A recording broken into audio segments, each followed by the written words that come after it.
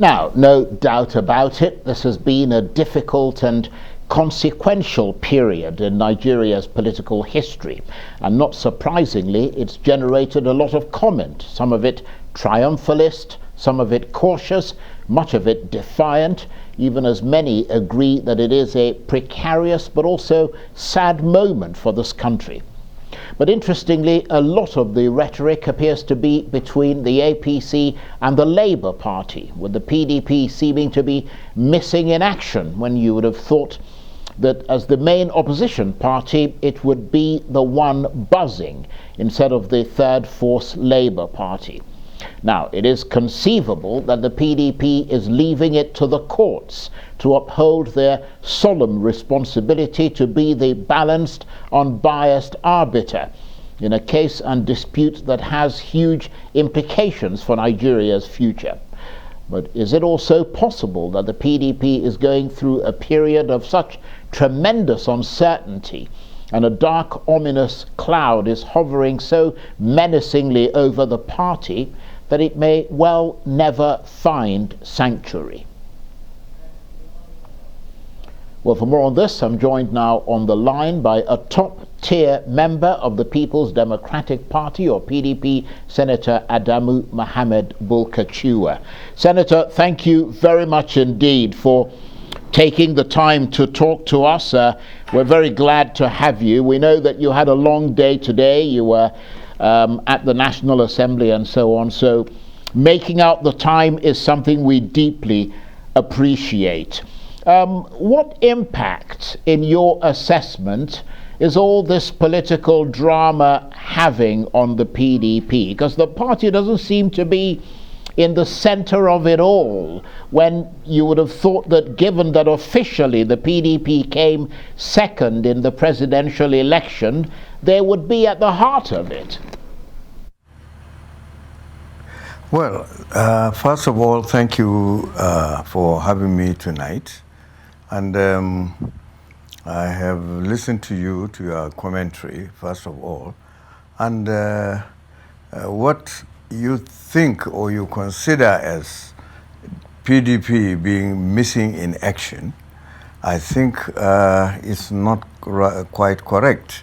I think you rather see it as PDP demonstrating its maturity.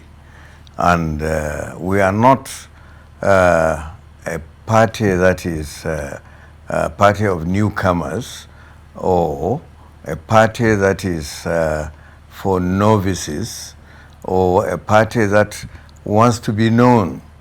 After all, you noticed that the squabbles and the noise is between the APC and the Labour Party. Labour Party have thought so much of themselves. They feel so elated, so popular at first, and they considered their method, their way of thinking, and their approach to politics as something that is new in Nigeria, and which they thought would earn them the presidency of this country. But we know, having ruled this country for continuous 16 years, you know, we can't behave like children. So we are reorganizing ourselves and believing that we have performed creditably well in the 2023 presidential and gubernatorial elections. We know that where we have doubts, we will head for the courts, and I am sure the courts will look at our reasoning, and there is no need for us to be making so much noise as to say the country or heavens will fall. No. So certainly you don't compare us, PDP, with Labour Party or other smaller parties. Yeah, that's a very nuanced and very interesting assessment that you've just given there. But It just seems like a very different, much withered PDP. I mean, we're used to the PDP having a lot more pep in its step and a lot more sort of pizzazz and a lot more bravado. And that does not appear to have been on display lately. I mean, what does that... You talked about that lack of fire being maturity, but some would say that it suggests that once again the PDP is mired in some serious internal internecine crisis that is diverting its attention away from the bigger picture, kind of like what you had during the election itself. No, I think far from what you just suggested, the lack of fire is, look, after every election, one would want one's country to be at peace, and we don't want to overheat the polity. After all, Nigeria is the only country we have, and Nigeria is where we want to rule. So how can we now overheat the polity? And God knows, we don't want anybody to be angered or to be put to demonstrate their, their anger on us or on the masses of this country. And we don't want to overheat the whole polity. So whatever we are doing, we want to do it with maturity. We want to do it to show the populace that we care. And it's not our intention to cause chaos anywhere or to cause some happenings of bad taste in many places. Like we don't want to go on shooting people or killing people or causing trouble in areas where we thought we have won and we were not declared winners. No, like I said, we are a party of mature politicians, and this calmness will not stop us from claiming our mandate or our victory through the legal means. We don't have to go it the other way, like the Labour Party is trying to do. So, I mean, would it be, I mean, I get the point you're making, and that's a very reasonable point, but could it be that as some have suggested, that the PDP has either been dislodged or is in the process of being dislodged as the main opposition by the Labour Party and the Obedience? No, far from it.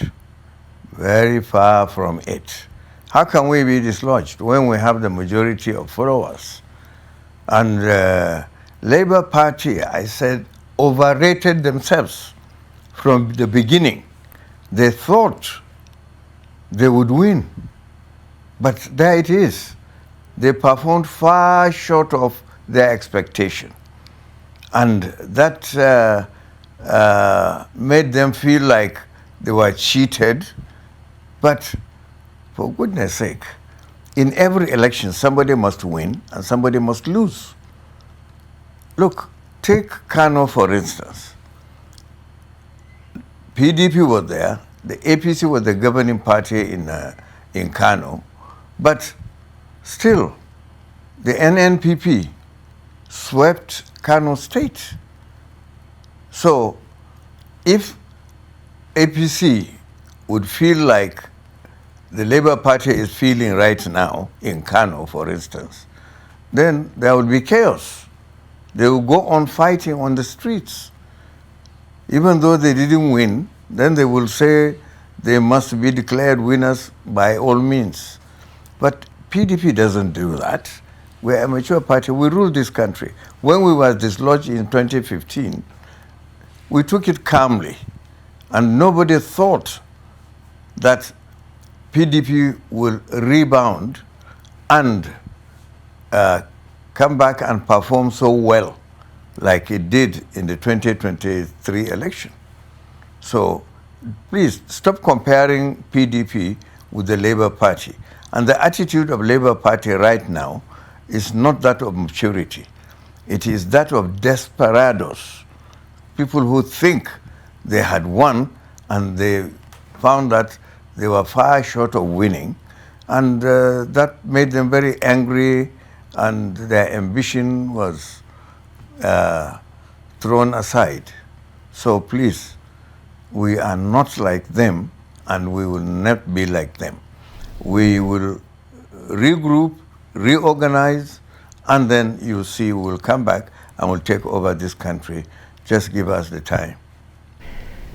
It's very interesting that you say that, Senator, because, I mean, at the conclusion of the presidential election, after the results were released, I mean, the PDP and the Labour Party held a joint press conference saying that the election was not free and fair, and essentially saying that it should be cancelled and there should be a rerun, and promising to challenge it in the courts. But you're now suggesting that the Labour Party really doesn't have any leg to stand on the challenge that it's putting forward. And I'm wondering where that is coming from, and where the split in that unified front that both the PDP and the Labour Party put forward is coming from. Yes, you see, that press conference was just a few days after the announcement. And I tell you, since this is a call that was based on our assessment of the voting and the counting and the submission of results, and since we know we will end up in court, this is not something that you can fight it out on the streets. So if the call for cancellation was not heeded, then the best thing is, let's look at the records, and we applied to the courts to give us permission to look at the records and then compile our case, our complaints, and then approach the court and see the results that will come out of it. You see? So we are not saying that we are at loggerheads with other parties, other opposition parties. No, we are not. But since their approach, the Labour Party approach, is different from our own approach, so at that point, we approach it our own way, the mature way, and the peaceful way, because it's not our intention to cause any havoc in the country. Yes, well, let me ask you this, so it doesn't sound like I'm sort of pitting the PDP with the Labour Party like all the time. I mean, you're sort of the party that's in between right now, the kind of Labour on the left and the APC on the right. I mean, what is your assessment of the way that the APC itself has been reacting to all of this? Because, I mean, you are the chairman of the Senate Committee on Foreign Affairs. We know that the Minister of Information, Lai Mohammed, is touring countries abroad, trying to portray the election as free and fair, and saying that basically neither you nor Labour Party have any legs to stand on. Well, what is your reaction to all of that, and the way that the APC has been handling this? Because it's been fairly quite vociferous in its own sort of statements and verbal pronouncements. Well, you see, Lai Mohammed is doing his job.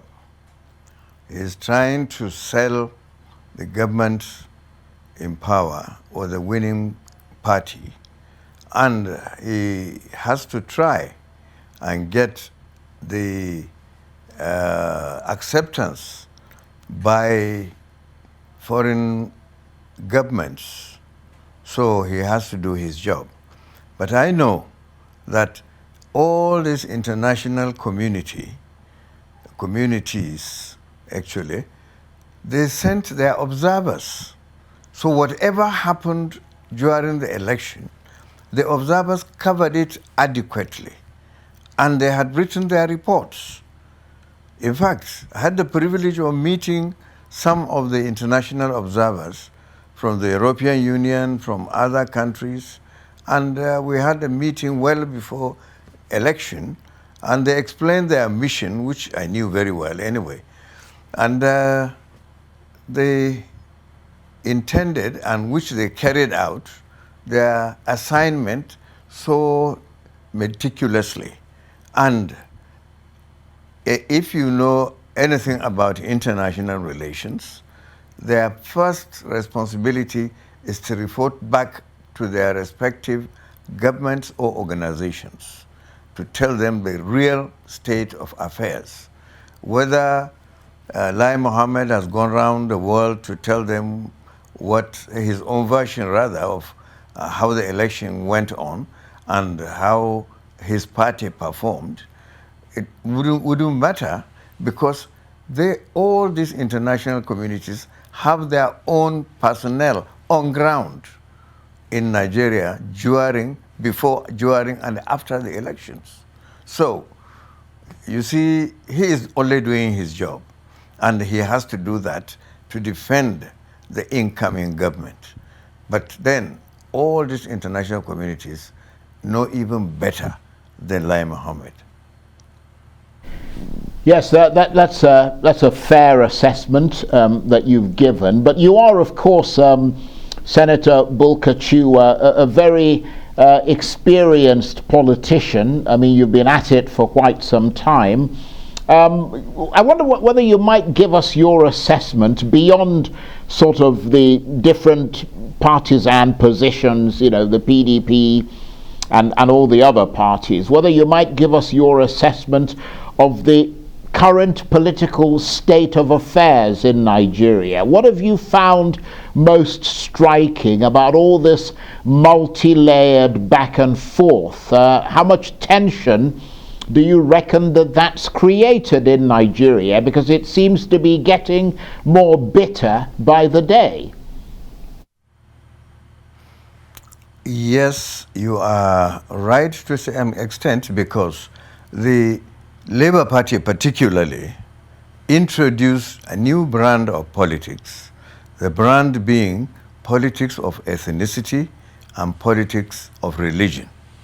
Now, for a long time, religion has been underplayed in the Nigerian polity.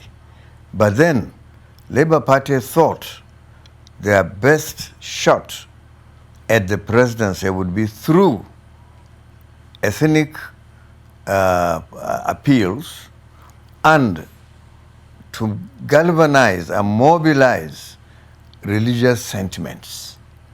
Now, and I'm very happy that in the end, they now know that that wouldn't pay, and it didn't pay them at all.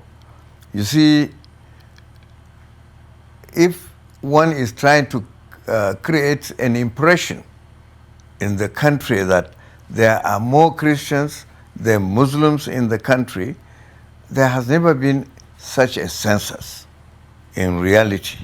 But the feeling that the Labour Party New Politics has is to indicate or to show that there are more Christians. So if they could mobilize ethnicity and get a particular tribe, vote for them, and then get all the Christians in Nigeria vote for them as well, then they will come up with the on top and claim the presidency.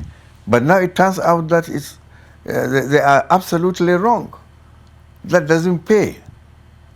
And even if, and I know it has happened in many places, if you check the voting pattern in many states, you find where there is a sizable Christian population, Labour Party has performed well.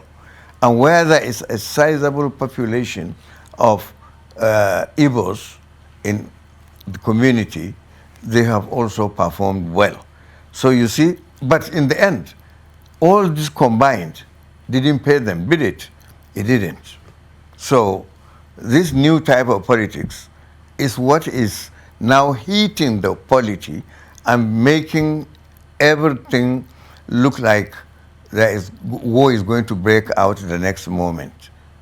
So I think that is one lesson Nigerians must learn. We have to learn that, to know that politics is neither that of ethnicity nor religion. So we should vote according to the quality of candidates. See, in the First Republic, I knew Zik in person because I was in the protocol department of Foreign Ministry when Zik was president in the 60s after independence. And he was a wonderful person, and a real international politician, and a real nationalist in terms of Nigerian politics. And I met Ovalo several times. And of course, I come from the backyard of Sardauna's own constituency. So you can see the politics of the First Republic is far different from what we are practicing right now. You see, they didn't practice the politics of religion, neither did they practice that of ethnicity, because the first federal election after independence, Zik and Sardauna marched together, the NPC and the NCNC, to form the federal government. You see, and that was just a matter of ideas and approach to politics. So that is what happened. But this new dimension that Labour Party brought is an ill wind that blows nobody no good. Yes, I don't obviously speak for the Labour Party, but they would say, and they have said, that they would, I presume, say that your characterization has not been entirely fair, because their argument is that the people who actually introduced ethnicity to, religion and so on to this election was the APC by choosing a Muslim ticket rather than balancing it the way that it's always been in this country. But as I said, I don't speak for them, and I'm sure they can speak for themselves. But you want to say something there? Go ahead, Senator. Yes. I am sorry to say, Muslim ticket is not introduced for the first time by the APC. No, I don't believe that. Much earlier, in the First Republic, in the Second Republic, in subsequent republics, there have been tickets at federal level, at state level, with combination of Christian, Muslim, and even Muslims all through, and Christians all through, and there has never been any squabble about it. If you don't forget, Gawan ruled this country for many years, and he's a Christian, even though he was a soldier. But he wasn't opposed because he was a Christian. No. And his number two was also a Christian. During the Civil War, Awolowo was his number two, a Christian. And there was no squabble, nobody raised any issues about religion. So please, don't say it is Muslim that caused that factor. No, it is not. I am not defending APC, but I am saying that if anybody says the introduction of religion and ethnicity is not a fair assessment, then that person is not being fair to himself or to themselves. Well, again, in all fairness, I mean, we're all students of history, certainly short-term history, and we saw the divisions and the way that people opposed the Muslim ticket when it came up. And some would argue that that is what perhaps made, rather than the Labour Party itself consciously going to divide the country along religious lines, some would argue that it was the opposition to that Muslim ticket that made a lot of the Christians move towards the Labour Party. But we've got just about a minute or so left. Do you think, in your vast experience as a politician, that all of this that you have set out in very clear detail has the potential of spiraling into a bigger, wider conflagration? Or do you think that it'll all go quiet after the court cases are decided? Well, after the court cases are decided, I think Nigerian politicians from all parties would have learned lessons from what has transpired so far, and what after the court cases and after the dust has settled, we must have learned some lessons from all the happenings and from the experience of the 2023 elections.